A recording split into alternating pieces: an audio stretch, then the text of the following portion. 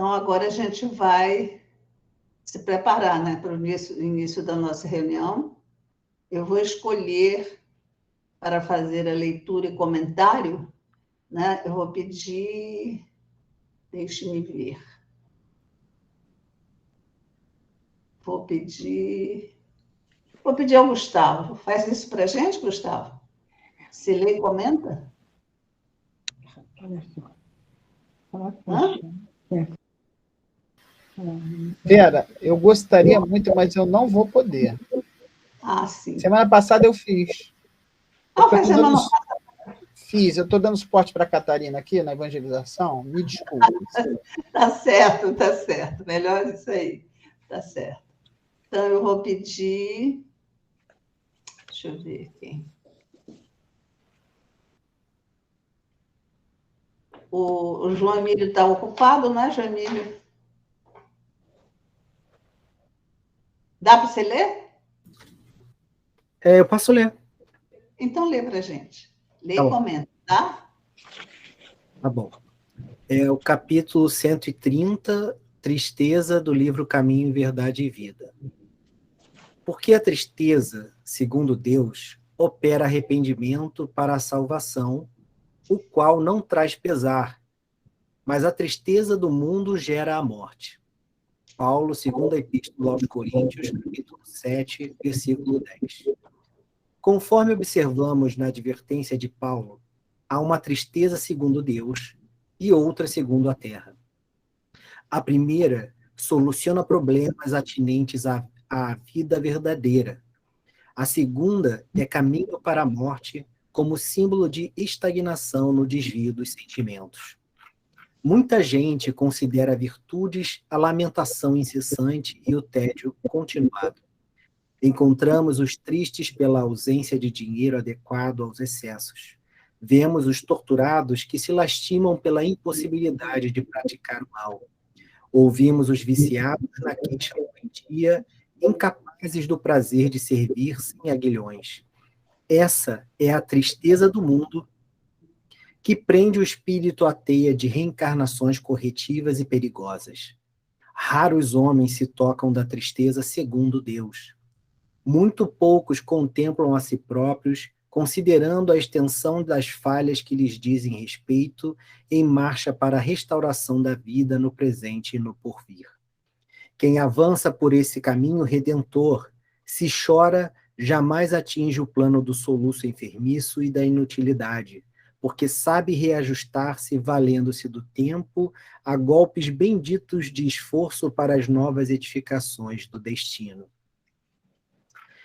Essa é uma mensagem bem atual aqui para a gente que convive com muitas pessoas ao nosso redor.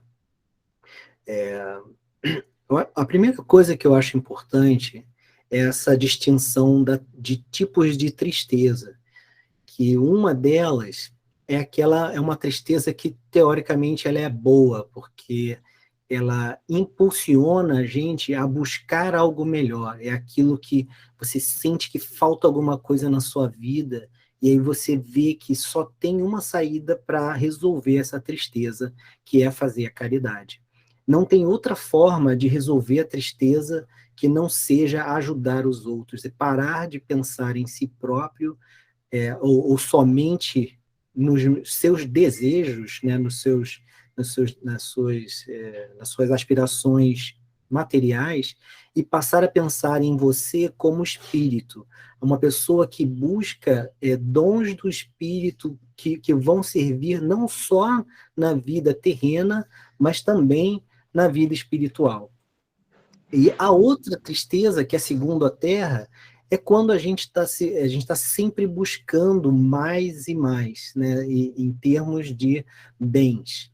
Então, a gente quer satisfazer, quer ser feliz tendo coisas, ou satisfazendo desejos inferiores, ou que não vão ajudar a gente na nossa vida futura, né, na nossa evolução, que é o nosso destino.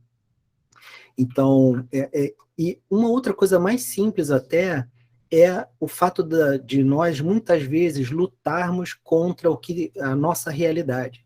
Então, hoje, a nossa vida tem determinadas situações. É minha situação social, meu emprego, minha família e tudo. E as pessoas ficam tristes porque elas não queriam aquilo. Elas queriam outra coisa. Mas é aquilo que Deus deu a elas, né, que nos deu. Né? A gente tem essa situação para viver, e é essa situação que a gente tem que buscar a felicidade mesmo assim. Né? Muitas vezes, essas situações já são boas o suficiente, então a gente busca também fora praticar o melhor de nós. Então, quando a gente pratica a resolver a tristeza segundo Deus, a gente passa a aceitar a nossa realidade, o nosso dia de hoje, o nosso agora, né, e para de se preocupar com o passado e com o futuro, né, que são coisas que a gente não tem como mudar. Né? O que eu posso fazer é o que eu tenho hoje, e é o que Deus me deu. Né? A família que Deus me deu, a esposa que Deus me deu, o trabalho que Ele me deixou executar. Então, quando você aceita tudo que Deus te deu, né, e para de lutar contra isso, né, e tenta ser feliz da melhor maneira possível, as outras tristezas vão deixar de existir. É isso, Vera.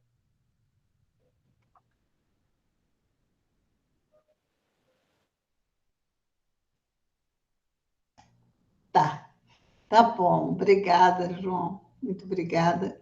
Vamos, então, nos preparar para a prece. Eu convido a todos que pensem naquelas pessoas que vocês querem beneficiar, aquelas pessoas que estão passando por dificuldades, que estão se sentindo assim sós, né? A gente lê essa mensagem sobre a tristeza, então que as pessoas encontrem lá no fundo dos seus corações uma razão para não se deixar levar pela tristeza, né? Então, vamos todos pensando juntos, nós vamos orar do fundo de nossos corações, pedir a Jesus, nosso mestre querido, aquele que está sempre ao nosso lado, conforme nos prometeu, agradecer a esse amigo querido, esse irmão nosso, por todos os momentos de proteção que ele nos oferece, por toda a inspiração que ele nos traz, por tudo em nossas vidas. Ele sempre está conosco. Queremos agradecer do fundo de nossos corações. Obrigada, irmão querido. Muito obrigada. Nós estamos aqui, Senhor, em prece, estudando, mas nos lembramos daqueles nossos irmãos que se encontram internados nos hospitais, enfermos nos seus lares, às vezes até nas ruas. E nós rogamos, Senhor, misericórdia para esses corações, para essas pessoas que, quando desencarnam, Senhor, que elas sejam bem atendidas, que elas possam encontrar os seus entes queridos. E pedimos também, principalmente, Senhor, por aqueles que estão lutando contra essa enfermidade. Pedimos por todos os profissionais de saúde, por todos os pesquisadores, enfim, Senhor. Nós sabemos que tudo tem uma razão de ser, que nós aproveitemos as lições que nos chegam e que nós possamos, no nosso dia a dia, onde quer que estivermos, que possamos agir sempre como espíritas e desejando o bem, a saúde aos corações dos nossos irmãos em sofrimento. Obrigada, Senhor. Nós rogamos também o seu amparo, a sua inspiração para a nossa irmã Cláudia, que vai fazer o estudo da noite de hoje. Que a sua paz permaneça conosco, Mestre amado, hoje e sempre. Graças a Deus.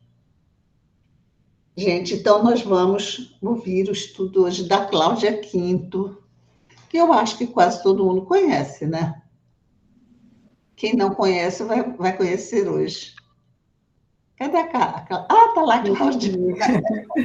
Boa noite, Vera. Boa noite, companheiros. Boa noite. Muito bom estar aqui mais uma noite com vocês, né? Tá uma noitezinha fria, boa. Deixa eu só aqui tentando aqui. Eu vou. Vocês estão me ouvindo bem? Então, vou compartilhar com vocês a minha tela. Deixa eu tentar fazer aqui.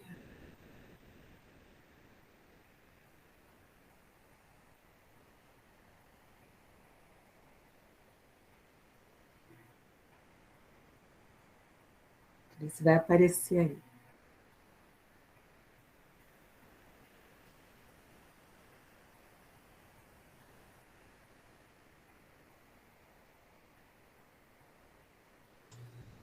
Tá aparecendo sua tela.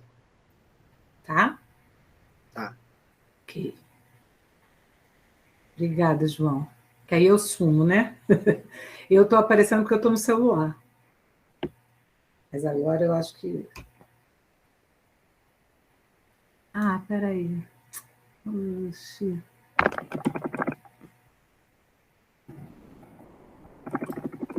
Deu spoiler, hein? Pois é, não estava no slide certo. Bom, gente, boa noite. Nosso tema da noite de hoje é Bem-aventurados os aflitos, do Evangelho segundo o Espiritismo, capítulo 5, o item 26, provas voluntárias, o verdadeiro silício. Nós já estamos vindo há alguns dias, algumas reuniões, né, estudando esse capítulo, que é um capítulo bem grande, é o maior capítulo que tem no Evangelho, é um capítulo importantíssimo para a nossa reflexão, para o nosso estudo, e esse item especificamente, ele traz para a gente alguns pontos bem importantes para a nossa reflexão, principalmente nos dias atuais, né? Então, eu espero que a gente consiga refletir bastante e levemos para depois ainda, né? Durante nosso estudo individual, que eu recomendo que vocês peguem o Evangelho e façam mesmo o estudo desse capítulo, que vocês possam aprofundar ainda mais o entendimento. Para o nosso estudo de hoje, nós utilizamos as seguintes referências. Então, Barbosa, Pedro Franco, o livro Espiritismo Básico, da 4ª edição, de Brasília, Distrito Federal, Brasil, FEB, 1995. Estudamos também o livro Pensamento e Vida, ditado pelo Espírito Emmanuel, a Francisco Cândido Xavier, Rio de Janeiro, 18ª edição, 2008, da FEB. Também utilizamos o Evangelho segundo o Espiritismo, de Allan Kardec, tradução de Guilhom Ribeiro, da 3ª edição francesa, revista, corrigida e modificada pelo autor em 1866, 131ª edição histórica. Então, publicado em Brasília, Federação Espírita Brasileira, 2013. Também Kardec Alain, o Livro dos Espíritos, Princípios da Doutrina Espírita, tradução de Guilhom Ribeiro, 66ª edição, Rio de Janeiro, FEB, 1987. E usamos também alguns sites de notícias da internet. Então, tá aí esses 3 sites que trazem, 2 trazem reportagem e um traz a biografia, né, desse personagem Albert Schweitzer, que a gente vai citar no nosso estudo. E eu utilizei também fotos que foram retiradas do site do Google. Então, são fotos públicas, né, para ilustrar a nossa apresentação, tá bom? Bom, então, o que vem a ser silício, né? Para a gente começar a nossa reflexão da noite de hoje, o título do nosso estudo é Provas Voluntárias, o verdadeiro silício. Então, o que vem a ser silício? Então, o silício é um substantivo masculino e que tem, por definição, uma antiga veste ou faixa de crina ou de pano grosseiro e áspero usado sobre a pele por penitência. Também tem por definição cinto ou cordão eriçado de cerdas ou correntes de ferro, cheio de pontas, com que os penitentes cingem o corpo diretamente sobre a pele. Então, é um instrumento, eu trouxe uma foto para vocês terem uma ideia, mas é um instrumento que causa uma dor física. Ele é usado bem apertado e tem por objetivo mesmo causar essa dor. É o que se conhece como cilício, então. Tá? É um instrumento podemos dizer, né, de tortura, porque ele, apertado ali na pele, ele causa constantemente, até mesmo sangra, chega a sangrar mesmo. Tá? Então, é um objeto bem incômodo.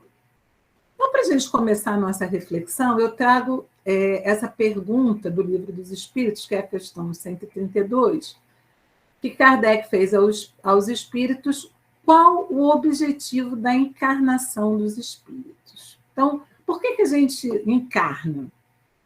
Qual é o objetivo da vinda dos espíritos a esse planeta? E os espíritos responderam a Kardec: Deus lhes impõe a encarnação com o fim de fazê-los chegar à perfeição. Para uns é expiação, para outros missão. Mas para alcançarem essa perfeição, têm que sofrer todas as vicissitudes da existência corporal.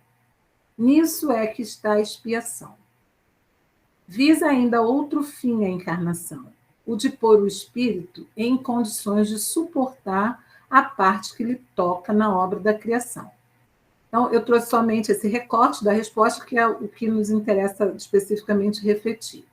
Então, nós encarnamos para que possamos buscar um aprimoramento e possamos alcançar a perfeição. A encarnação é imposta porque é necessária, através dela, que o espírito se desenvolva, e esse desenvolvimento não pode ser feito numa única encarnação, numa única vez. Então, nós temos diversas experiências, né, envergando o corpo físico, e os espíritos explicam: para uns ela vem a ser expiação, para outros missão. Por que expiação? Porque nessas idas e vindas nós cometemos erros, necessitamos aprimorar o nosso conhecimento. Então, por isso, nessas idas e vindas, sofremos alguns reveses, mas não por imposição divina. Sim, por quê? Porque necessitamos aprender com os nossos erros e corrigir aquilo que fizemos de errado para que possamos, então, progredir. Então, para alcançarem essa perfeição, tem que sofrer todas as vicissitudes da existência corporal. E essa existência corporal, como nós conhecemos aqui no planeta Terra, nós sabemos que não é uma existência de alegria e felicidade somente. Por quê? Se nós vivemos num planeta de expiações e provas, nós estamos sujeitos a essas experiências, né, mais difíceis, em função do estado evolutivo da humanidade que aqui habita, de acordo com as condições que esse planeta apresenta. Então, sofremos as vicissitudes dessa existência corporal. Nisso é que está a expiação. Bom, o Pedro Franco Barbosa, no seu livro Espiritismo Básico, ele nos complementa esse esclarecimento, que essa evolução não poderia decorrer no limitado espaço de tempo de uma ou algumas vidas humanas, como eu já falei. Então, uma encarnação só não é suficiente, por mais longas que fossem. Daí, as oportunidades repetidas que temos, né, da reencarnação, que permite ao espírito milhares e milhares de experiências no corpo físico.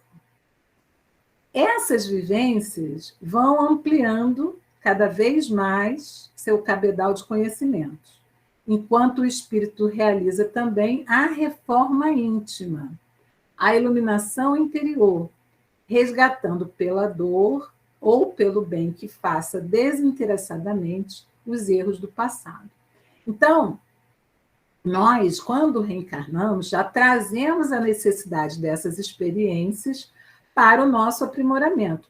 Não são experiências fáceis, são experiências que requerem de nós, né, dedicação, empenho, entendimento. Muitas vezes ficamos, né, confusos, nos perguntamos por que isso tudo está se dando com a gente, por que eu estou vivenciando essa experiência?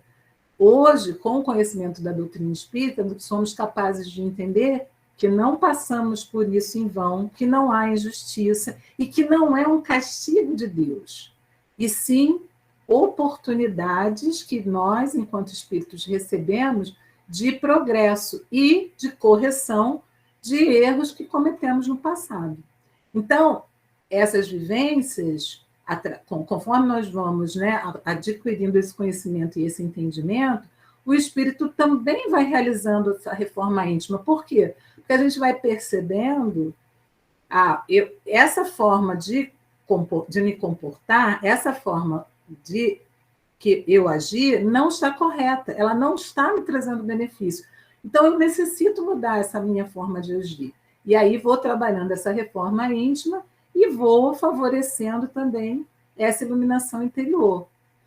Só que isso geralmente vem pela dor, porque o espírito necessita passar por essa dificuldade, mas também pode vir pelo bem que a gente faz desinteressadamente. Então, quando você toma consciência dessa necessidade de servir ao próximo, né, de ser útil e passa a fazer o bem desinteressadamente, não necessariamente você vai passar pela dor, ou passa pela dor, mas com outro entendimento, enfrentando de uma outra forma, e aí você tem um sentimento de alívio, de resiliência, de compreensão, e passa por aquela situação com mais tranquilidade.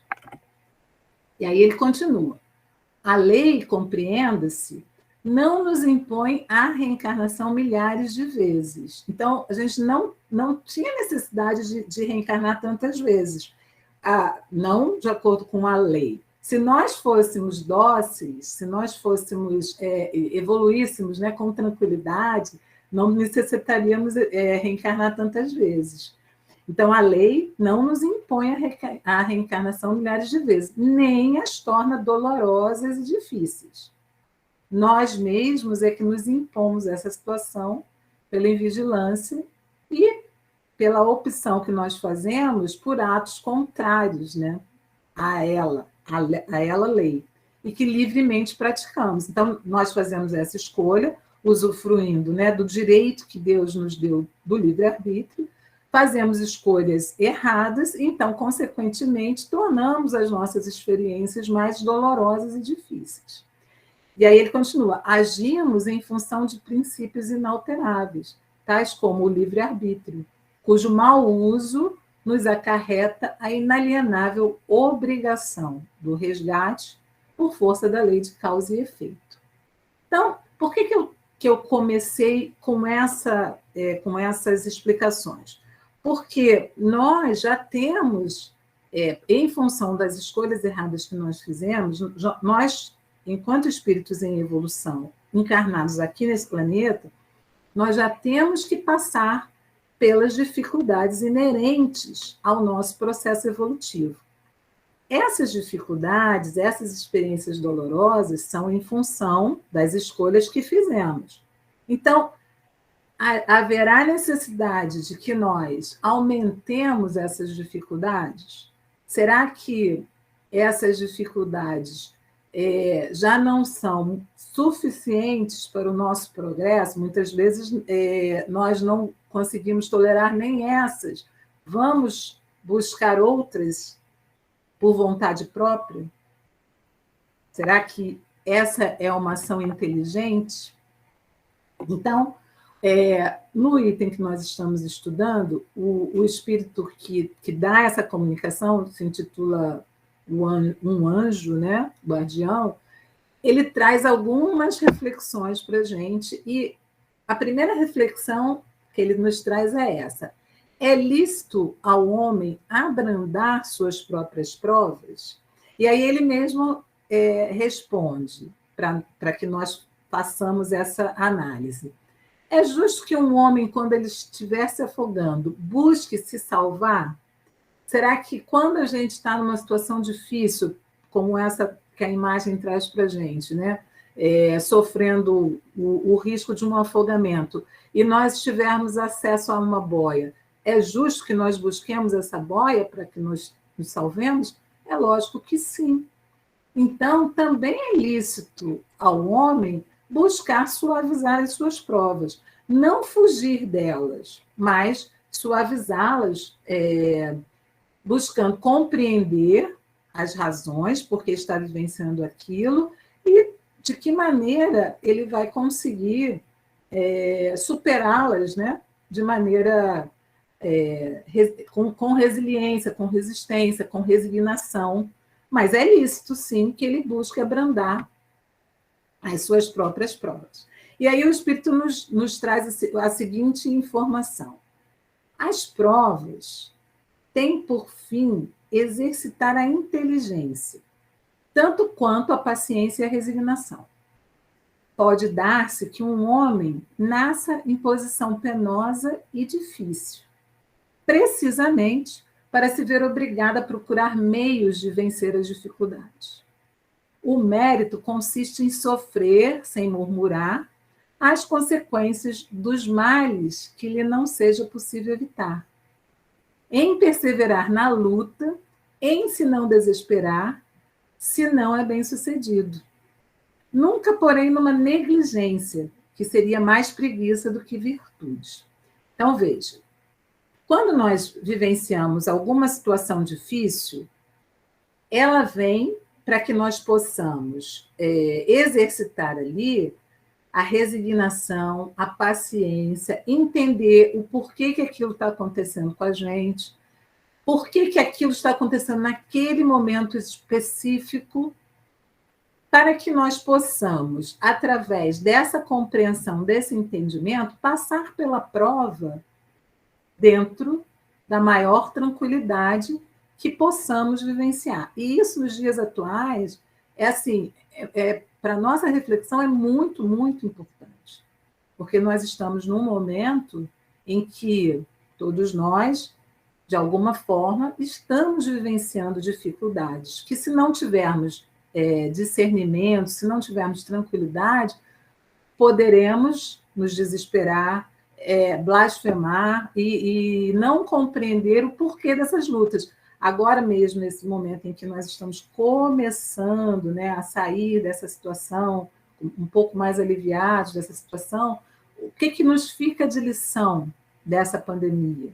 Como será a nossa vida daqui por diante? Como encaramos essas perdas, né, de pessoas tão queridas e outros tantos milhares de pessoas que desencarnaram com essa doença tão terrível? Então, se nós não pararmos para refletir sobre isso, do que adiantou vivenciarmos essa experiência? Então, é importante que nós possamos, avaliando as situações que vivenciamos, possamos minimizar essas consequências, né? E perseverar na luta, sem nos desesperarmos. Agora, essa ação não pode ser assim, uma indiferença, é o que o Espírito nos orienta. Não é uma indiferença, não é uma negligência, né, que seria mais preguiça do que virtude. E sim, realmente, buscarmos entender o porquê daquilo está acontecendo e vivenciarmos essa experiência da melhor forma, com o melhor proveito para nós mesmos. Bom, aí, pensando nisso, e lembrei muito da Vera, porque eu falei, Vera, hoje eu vou ser igual você é contadora de história, você é contadora de caos, né? Então, eu trouxe para a gente um caso que está nesse livro Ação e Reação, e o nome do caso é Débito Aliviado, o título do capítulo desse livro.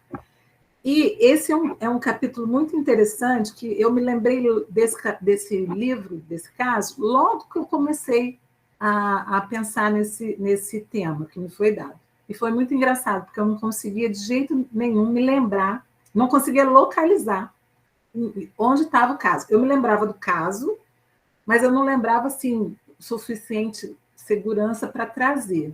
E aí eu procurei e não achei. Tanto que ele não consta nas referências, eu não tinha colocado ele na referência, porque eu fui encontrar 2 minutos antes de entrar aqui na reunião. Então, peço desculpas, porque ele não está lá na nossa referência, mas eu vou citar aqui o caso.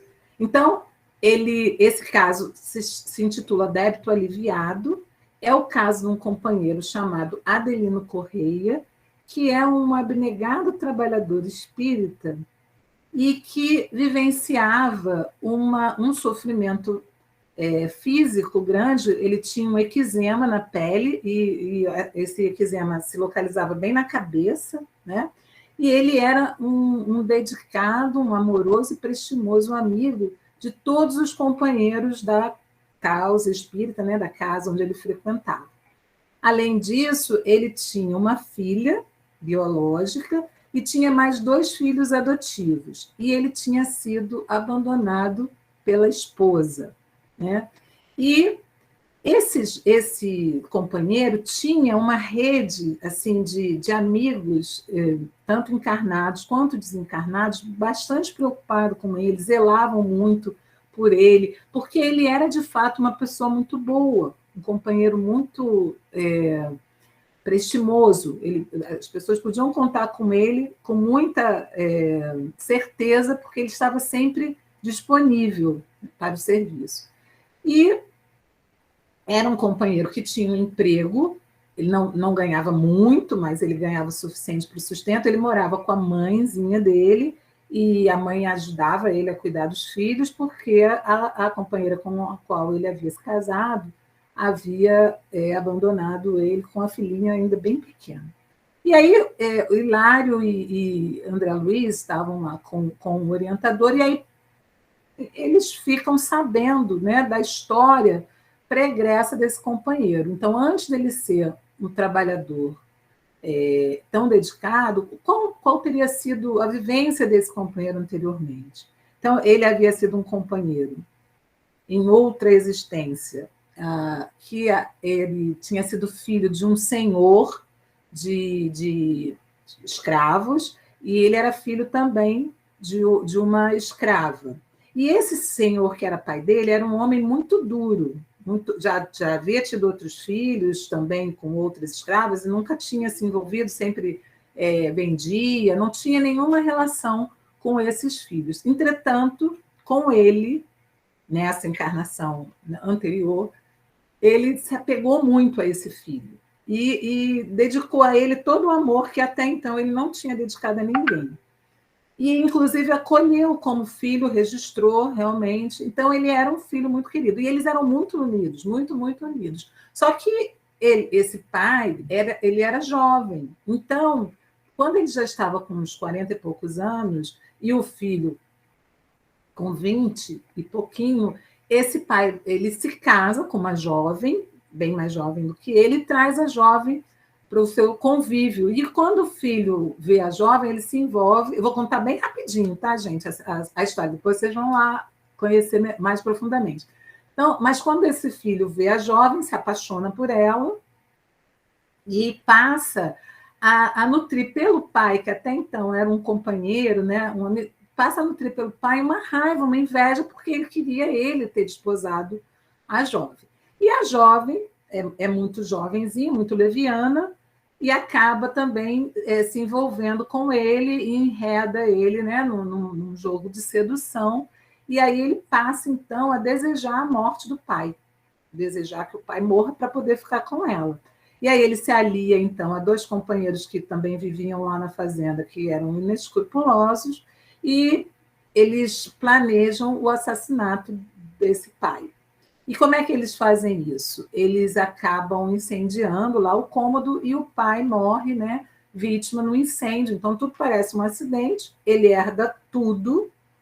Depois de um tempo, ele se casa com a jovenzinha, mas ele passa a ser atormentado pelo remorso.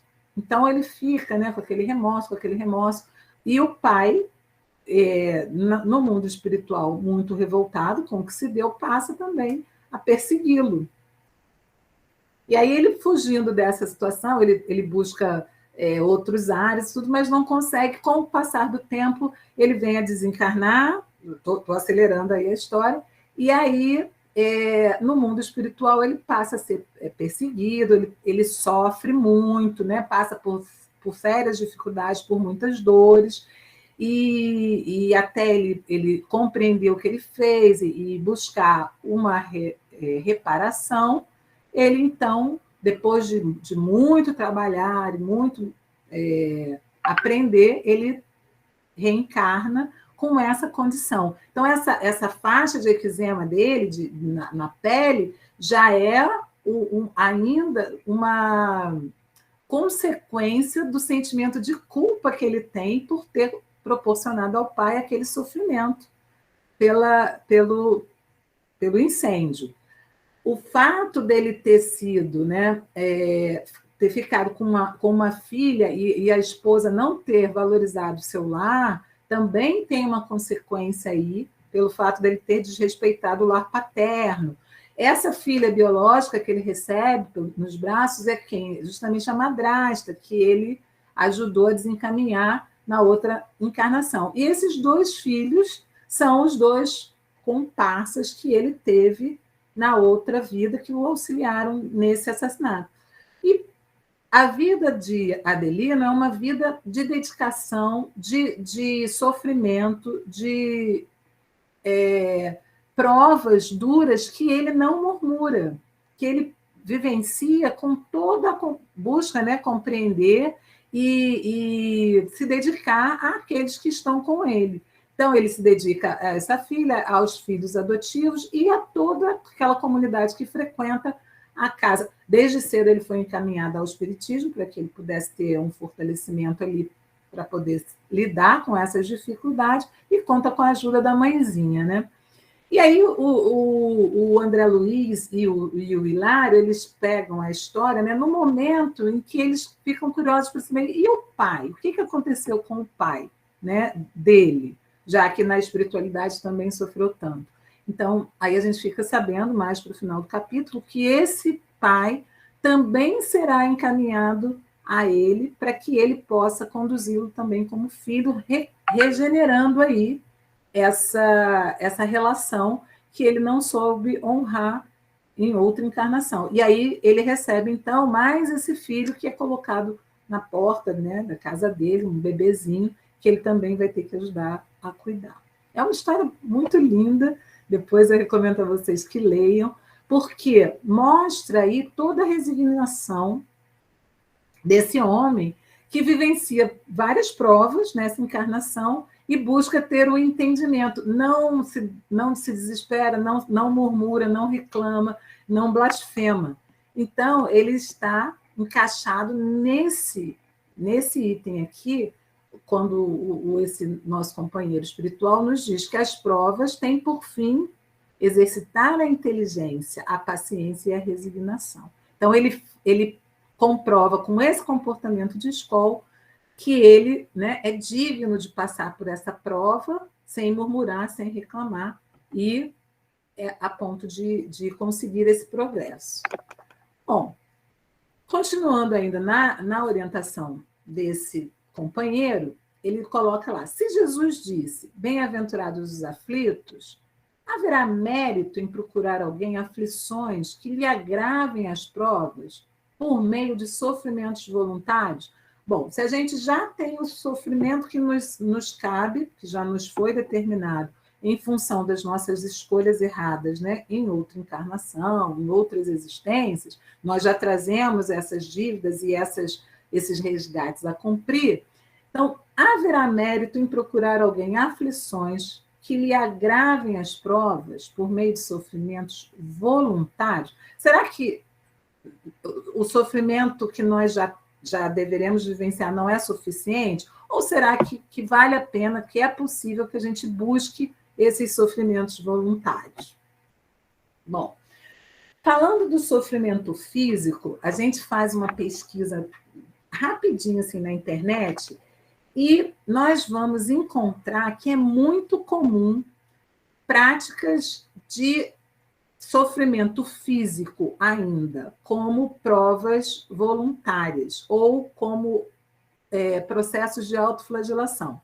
Então, isso é presente em diversas culturas. Então, a gente vê na Índia, no Irã, na Tailândia, muçulmanos no Afeganistão, católicos nas Filipinas, católicos na Espanha. Aqui no Brasil a gente encontra, né, no interior ainda, algumas práticas nesse sentido.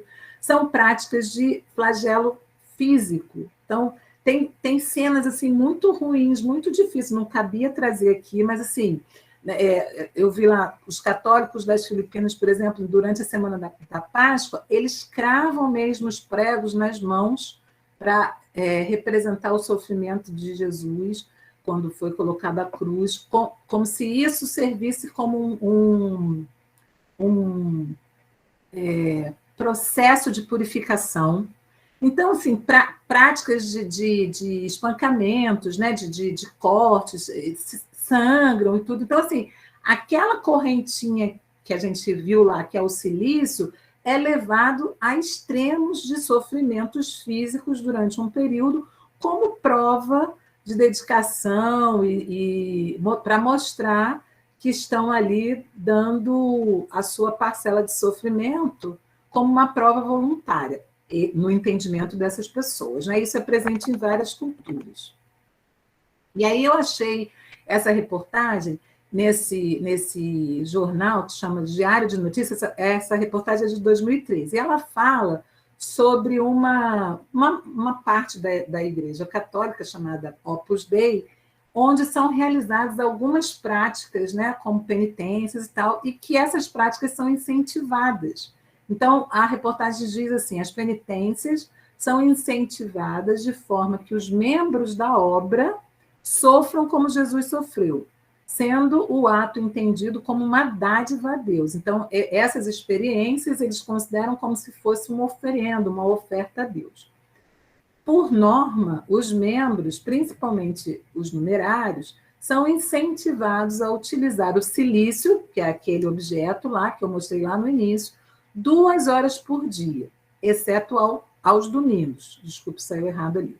Ou seja, enquanto fazem as simples tarefas do cotidiano, utilizam uma espécie de cordão de arame preso à volta da coxa, cujos espigões se cravam na pele.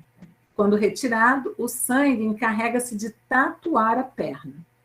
A prática não é obrigatória, mas é aconselhada e bem vista no seio do Opus Dei, que é essa parte, né, da igreja. Outro polêmico ritual é massacrar as nádegas, a chamada disciplina, com um pequeno chicote de cordas com nós cegos nas pontas, prática realizada 1 vez por semana. A mortificação corporal não se fica, no entanto, pelo cilício e a disciplina. Não é só isso, não basta isso, tem outras experiências também. Então, ele coloca lá: há pequenas mortificações praticadas no dia a dia, como, por exemplo, beber o café sem açúcar, não comer entre as refeições, não pôr manteiga no pão. Messias Bento, atual membro supranumerário, defende que a mortificação corporal é um ato voluntário que cada um quer oferecer a Deus. E considera que ninguém se devia impressionar com esse tipo de práticas. E questiona: se ninguém se impressiona que se façam dietas e sacrifícios para que se fique elegante, por que se hão de impressionar que se façam coisas similares como ofertas a Deus? A reportagem é da autoria Rui Pedro Antunes.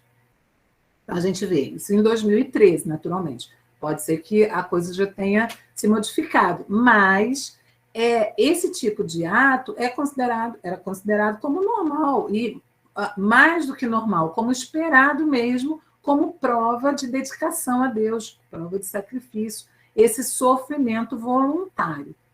Mas será que isso é de fato necessário? Então, ainda na nossa mensagem, né, esse Espírito Amigo, ele nos traz o seguinte: contentai-vos com as provas que Deus vos manda, e não lhes aumenteis o volume, já de si, por vezes, tão pesado. E aí aqui a gente, mais uma vez, faz a referência que essas provas são provas que nós vivenciamos em função das nossas escolhas. Então, se nós hoje estamos passando por essa situação mais difícil, foi porque escolhemos, fizemos uso do nosso livre-arbítrio em outro momento, de maneira errada, e hoje estamos necessitando rever, né, essas escolhas. Então, essas provas, muitas vezes, já são pesadas. Não lhes aumenteis o volume já de si, por vezes, estão pesadas. Aceitá-las sem queixumes e com fé. Eis tudo o que de vós exige ele. Então, se nós suportarmos essas provas que nós já temos, sem reclamar, não precisamos desses exemplos, né, físicos, desses extremos do sofrimento físico auto-infligido. Não enfraqueçais o vosso corpo com privações inúteis e macerações sem objetivo, pois que necessitais de todas as vossas forças para cumprirdes a vossa missão de trabalhar na terra. Então, esses hábitos, né, de jejum prolongado, privação de certas coisas que você gosta muito, porque é difícil mesmo se privar, desde que não tenha por objetivo a saúde, não tem necessidade. Ele diz lá, necessitais de todas as vossas forças para cumprirdes a vossa missão de trabalhar na terra.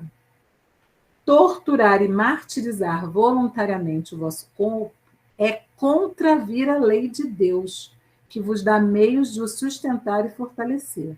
Enfraquecê-lo sem necessidade é um verdadeiro suicídio. E aí a gente faz a reflexão. O corpo nos foi dado para que nós o utilizemos como auxiliar para aquilo que nós temos que fazer aqui. Quando a gente tortura e martiriza voluntariamente esse corpo, nós estamos contrariando a lei de Deus, que nos dá o meio de sustentá-lo e fortalecê-lo. Essa é uma explicação muito clara. Se você está enfraquecendo esse corpo, essa ferramenta sem necessidade, você está ali cometendo uma falta grave, né? E aí a gente encontra lá no livro Pensamento e Vida, de Emmanuel, a importância do nosso corpo físico. Olha bem, trazendo consigo mesmo a soma dos reflexos bons e menos bons de que é portador, segundo a colheita de méritos e prejuízos que semeou para si mesmo no solo do tempo, o espírito incorpora aos moldes reduzidos do próprio ser as células do equipamento humano, associando-as à própria vida desde a vesícula germinal. Então, o nosso organismo físico, ele traz aquilo que nós necessitamos, enquanto espírito, para nosso progresso. Se é tudo planejado, quem teve a oportunidade de ler o livro Missionários da Luz, vê lá no departamento de reencarnação, todo o cuidado que é dado, né, aos projetos do corpo físico para que ele nos auxilie nessa caminhada. Aí você recebe o corpo todo adequado para o seu progresso, e aí você vai causar a ele, infringir a ele, lesões voluntárias de sofrimento, de maneira que vai enfraquecê-lo, que vai prejudicá-lo. Não faz sentido. Não tem sentido isso. Eu tenho certeza, né, que Deus não concordaria com isso. Tenho certeza. Aliás, não concordaria, não concorda, né? Tenho certeza absoluta. Então, a gente tem que ter isso em mente, que essa é uma prática que não está de acordo com as leis divinas. E aí, lá na questão 721 do Livro dos Espíritos, no capítulo Lei de Conservação, Kardec pergunta aos espíritos. Olha como Kardec já fazia essas reflexões e traz para a gente esse ponto de vista muito claramente. É meritória, de qualquer ponto de vista, a vida de mortificações ascéticas que desde a mais remota antiguidade desde a mais remota antiguidade teve praticantes no seio de diversos povos. Então, a gente sabe que isso já foi prática, né, de longo tempo, da remota antiguidade. Aí Kardec está perguntando se era meritória essa prática. E aí os espíritos respondem: procurai saber a quem ela aproveita, e tereis a resposta. Se somente serve para quem a pratica e o impede de fazer o bem, é egoísmo, seja qual for o pretexto com que entendam de colori-la. Privar-se a si mesmo e trabalhar para os outros, tal a verdadeira mortificação, segundo a caridade cristã. Então, não é, privando o nosso corpo físico que nós estaremos fazendo essas homenagens e honrando a Deus, né? Pelo contrário, porque quando você se prejudica, você está se impedindo de trabalhar pelo bem do próximo. E aí você não está sendo caridoso, verdadeiramente. Privar-se a si mesmo e trabalhar para os outros, tal a verdadeira mortificação, segundo a caridade cristã. Então, o verdadeiro sacrifício é esse. É a gente não pensar em nós no sentido de não querer favorecer a nós mesmos e trabalhar visando o bem do outro. E aí a gente traz aqui essa imagem, que é um mosteiro que é lá no alto dessa montanha. Não sei dizer a vocês onde é isso. Eu acho que é em Portugal, mas não tenho certeza. E o mosteiro foi construído lá no pico. Gente, olhem em volta. Não sei se está dando para vocês verem direito. A dificuldade de acesso para chegar lá, nesse lugar, e para sair. Então, a pessoa fica lá completamente isolada. É uma vida de isolamento total. Será que isso está certo? Não tem contato não sofre, né, as tentações, entre aspas, do mundo exterior, não tem contato com os outros seres humanos, vive ali isolados, junto somente com aquelas pessoas que estão convivendo com ele. Então, será que é isso mesmo que se espera da gente, nesse processo de evolução espiritual? Então, nosso companheiro esclarece lá para a gente. Vós, porém, que vos retirais do mundo para lhe evitar as seduções e viver no isolamento, que utilidade tendes na terra? Onde a vossa coragem nas provações, uma vez que fugis à luta e desertais do combate? Se quereis um cilício, aplicai-o às vossas almas e não aos vossos corpos. Então, o verdadeiro cilício é aquele que a gente vai aplicar, segundo o nosso companheiro, às nossas almas, e não ao corpo. Não é fugindo do contato com o nosso companheiro, que divide a jornada, a nossa caminhada terrena junto com a gente, se privando desse convívio, que a gente vai evoluir. Porque se a gente se priva desse contato, a gente se priva da oportunidade da experiência. Como é que eu vou treinar a paciência? Como é que eu vou praticar a tolerância? Como é que eu vou olhar o outro com empatia se eu não tenho contato com ninguém? Então, onde está a vantagem desse isolamento se eu não me exponho e se eu não venço a mim mesmo nesse processo?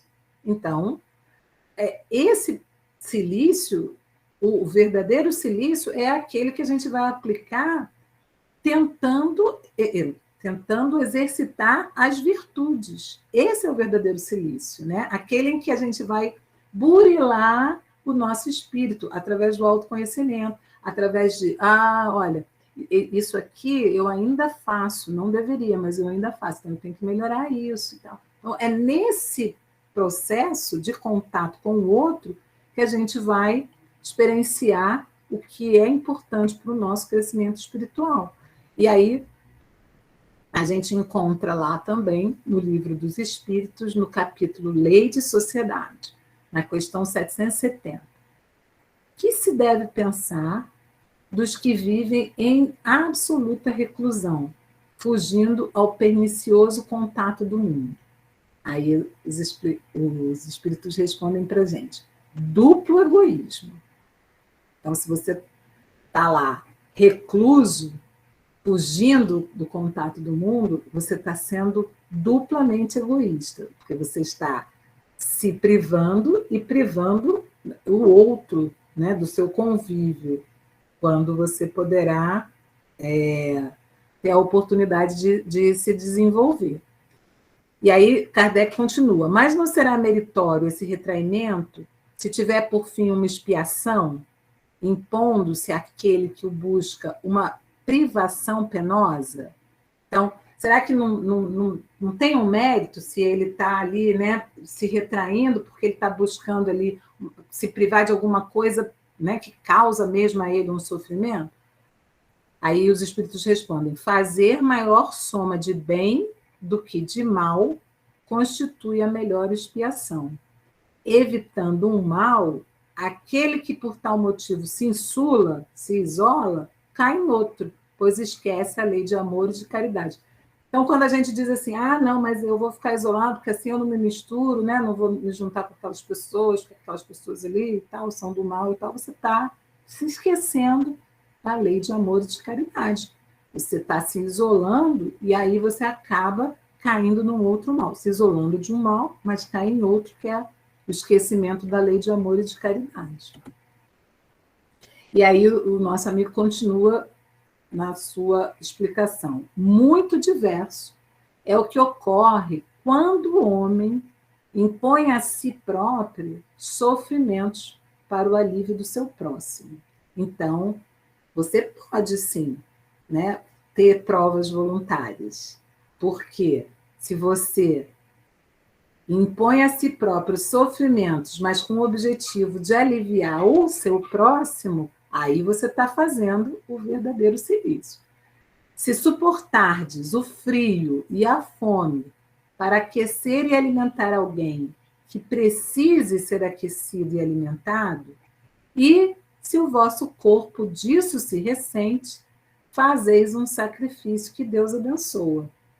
Então, quando a gente serve o nosso irmão e se priva para isso, né, de algumas coisas, inclusive suportando o frio e a fome, porque você está favorecendo que um outro se aqueça ou que um outro se alimente, né, aí sim você está fazendo um sacrifício que Deus vai abençoar. Porque esse sacrifício não é um sacrifício egoísta, é um sacrifício que visa o bem do outro. Você está burilando o seu espírito já, né? Por quê? Porque você está trabalhando para o crescimento espiritual e favorecendo o benefício do outro. E aí a gente traz algumas profissões que já nos trazem isso. A gente teve a experiência recente, né, dos profissionais de saúde, o tanto que esses companheiros tiveram que ter de abnegação para tratar, né, dos doentes nessa pandemia. Então, eles, tá certo que é por conta da profissão, mas eles se dedicam, eles se empenham. Os bombeiros, olha o risco que os bombeiros correm, na maioria das vezes, para salvarem vidas, né? Para resgatarem pessoas em situações muito difíceis. Os policiais, que também expõem a própria vida muitas vezes. Os cientistas, que para pesquisar têm que buscar, às vezes, contato com micro-organismos de risco e que possam causar, muitas vezes, problemas neles antes que eles descubram, né, a cura e o tratamento. Eu sempre que falo isso, me lembro da Madame Curie, que o Marcelo cita sempre, né, que ela andava com os objetos radioativos no próprio bolso, fazendo lá as experiências e tudo mais, e que acabou adoecendo também por causa disso. Então, o quanto eles não se expõem buscando o benefício do outro, né? E aqui nessa última fotografia, os voluntários, voluntários na verdade não, aqui acho que é uma profissional de saúde também, que trabalha, né, em áreas inóspitas, nas regiões da África, em outras áreas de conflito, muitas vezes, que também se arriscam em guerra para socorrer irmãos mais necessitados. Então, a gente vê que esses companheiros, eles estão podendo exercitar esse verdadeiro silício, através dessa dedicação que eles estão fazendo. E aí, ainda no Livro dos Espíritos, no capítulo Lei de Conservação, na questão 720, vem a pergunta: são meritórias aos olhos de Deus as privações voluntárias com o objetivo de uma expiação igualmente voluntária?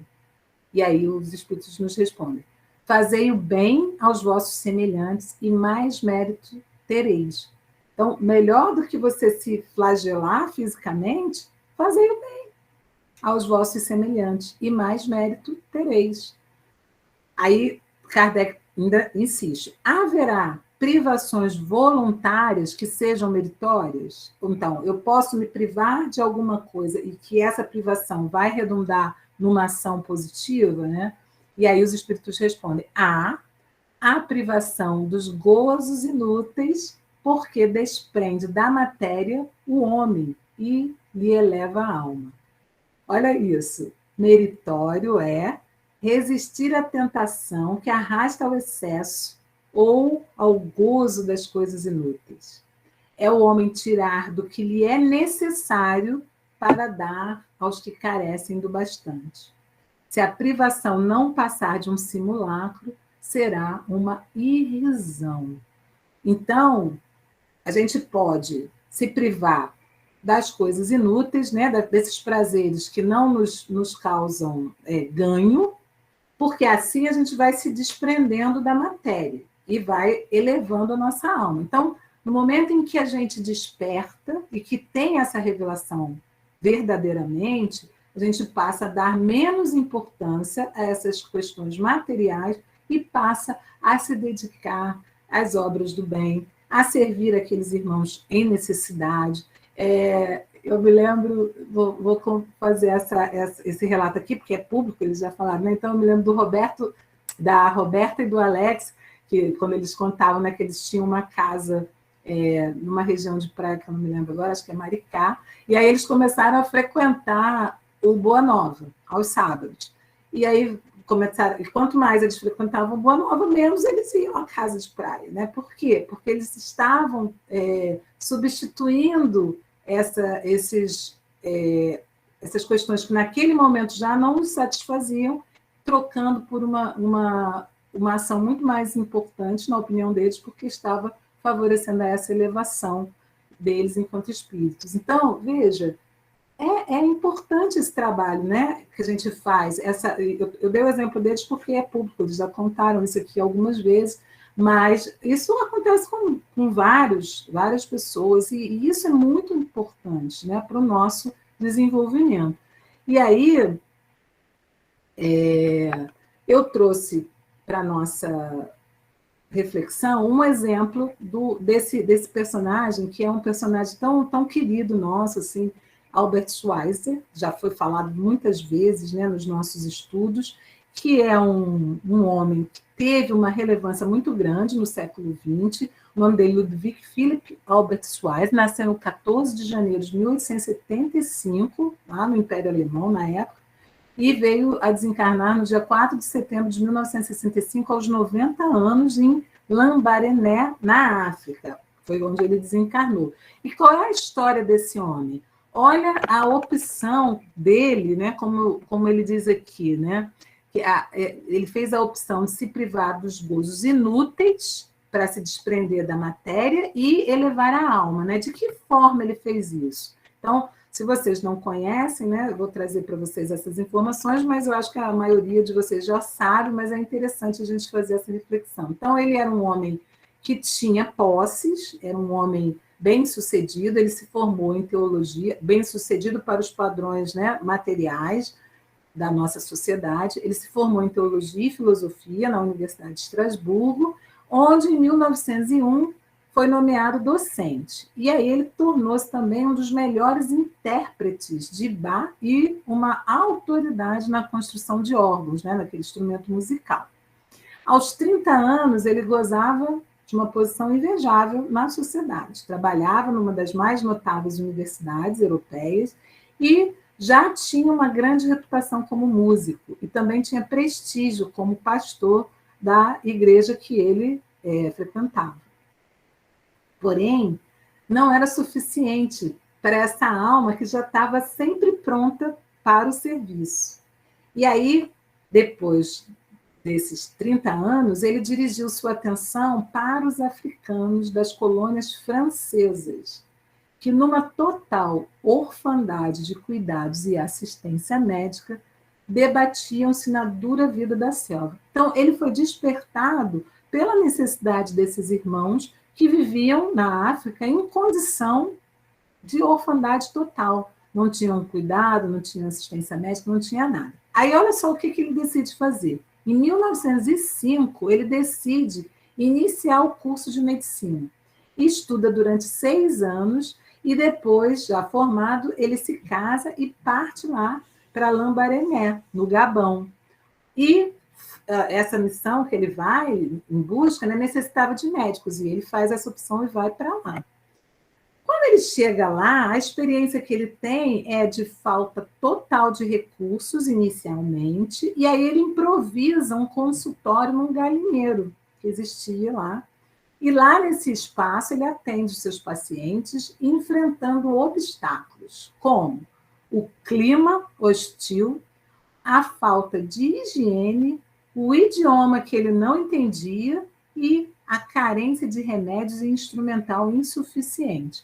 Ora, veja bem, o clima hostil, ele era um homem, né, que vinha da Alemanha, um clima bem mais frio, para um clima super tórrido, né, que é o clima da África.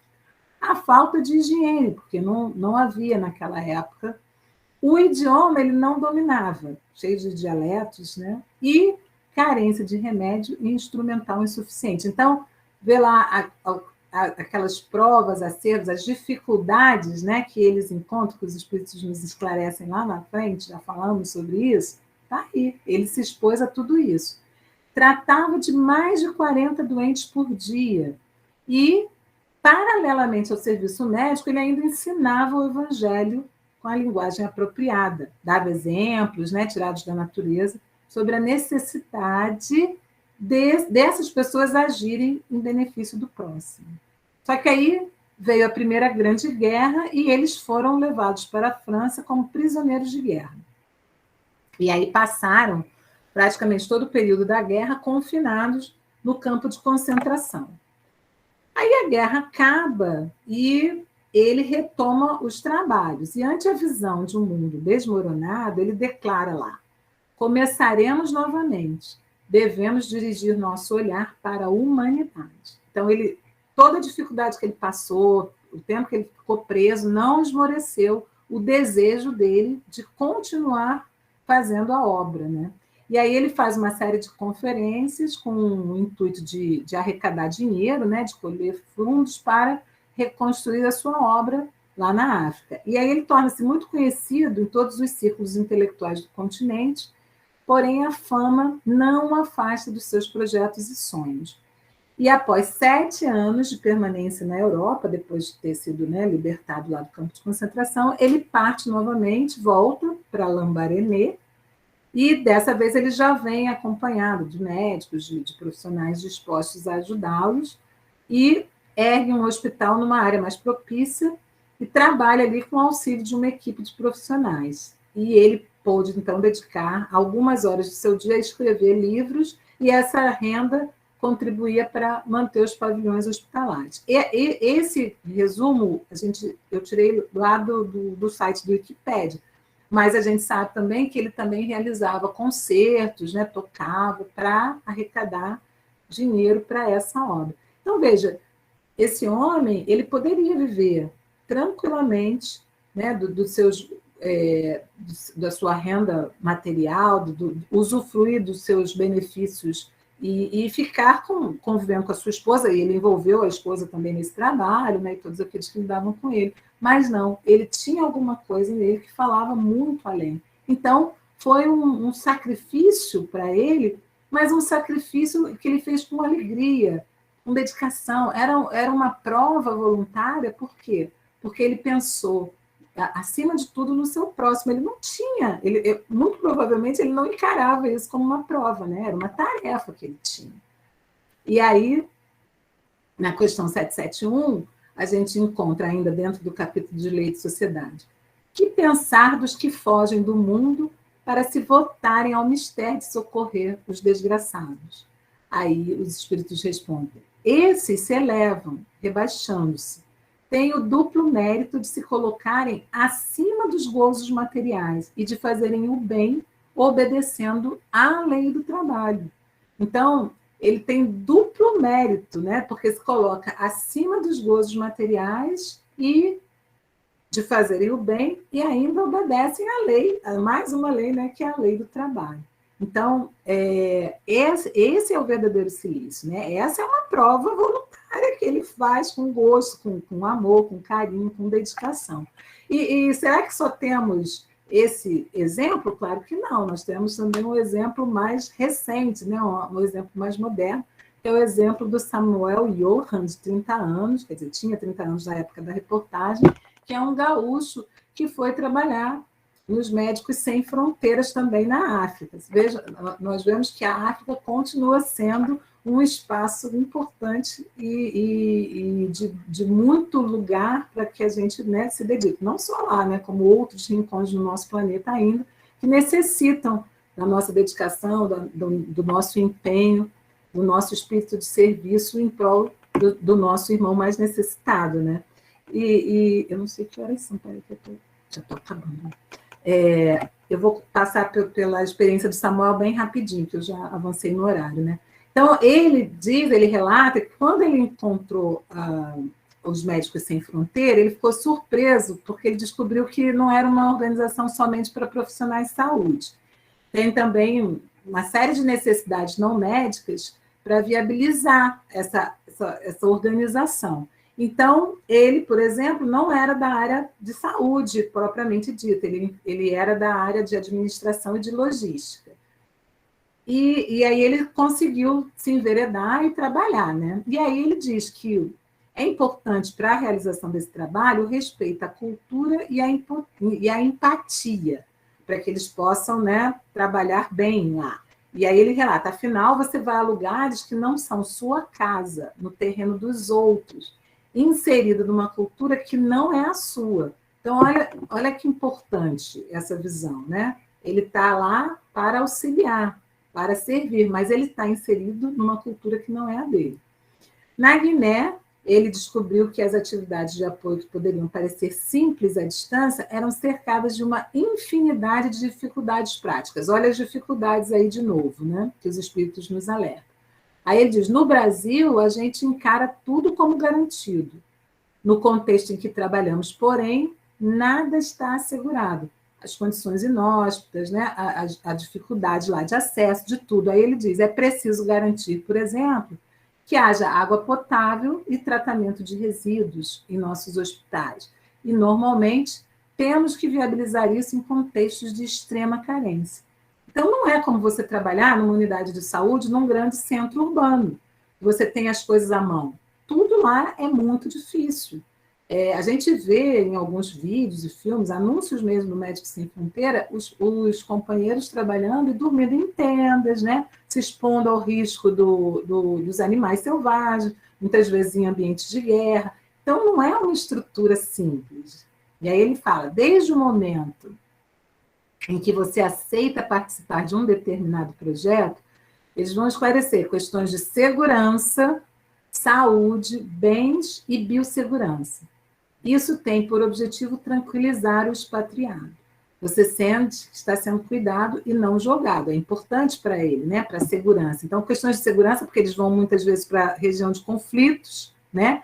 Questões de saúde, porque eles têm que ter acesso a vacinas e uma série de coisas, bens e a própria segurança, né?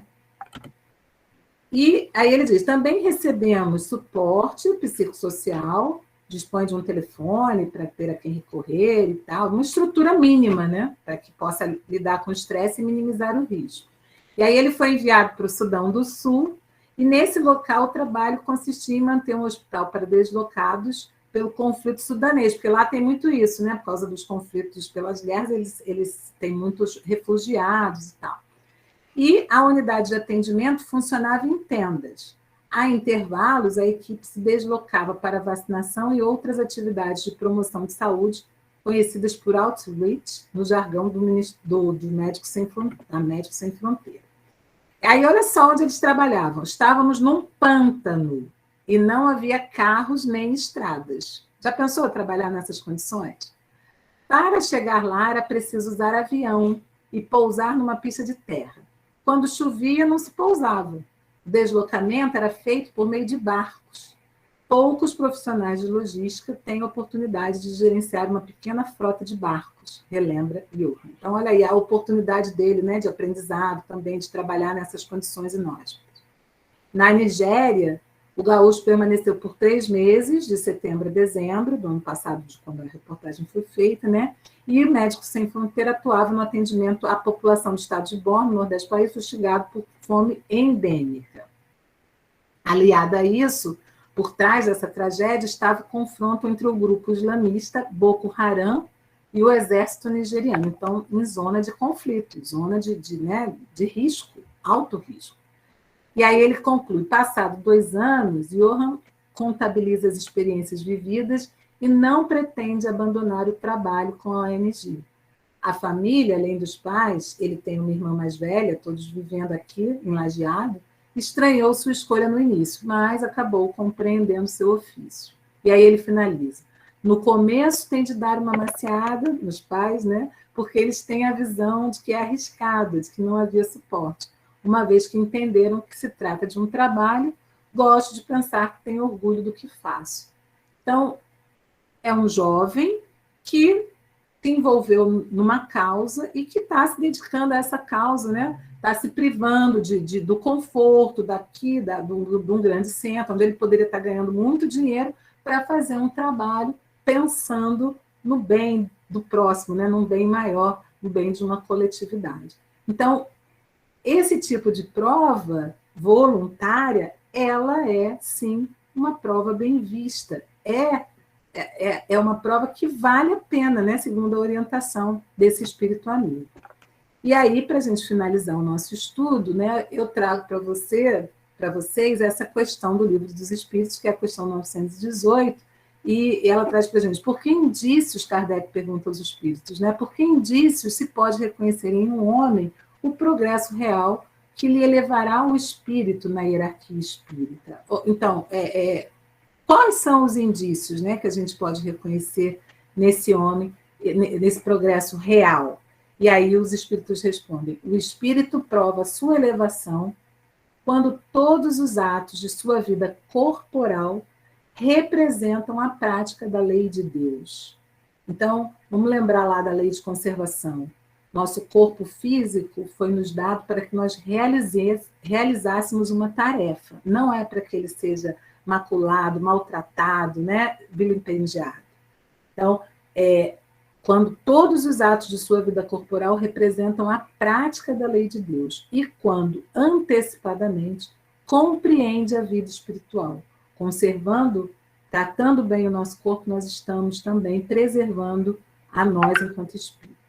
Verdadeiramente, homem de bem é o que pratica a lei de justiça, amor e caridade na sua maior pureza.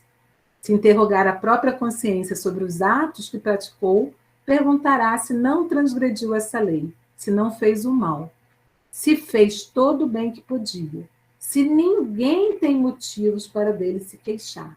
Enfim, se fez aos outros o que desejara que lhe fizessem, possuído do sentimento de caridade e de amor ao próximo. Faz o bem pelo bem, sem contar com qualquer retribuição, e sacrifica seus interesses à justiça. Então, meus irmãos, nós possamos, né, cumprir o verdadeiro cilício, servindo ao nosso irmão mais necessitado, servindo ao nosso próximo, desenvolvendo o sentimento de caridade, de amor a esse irmão, e assim nós estaremos, né, burilando-nos para que sejamos no futuro homens de bem. Muito obrigada pela atenção.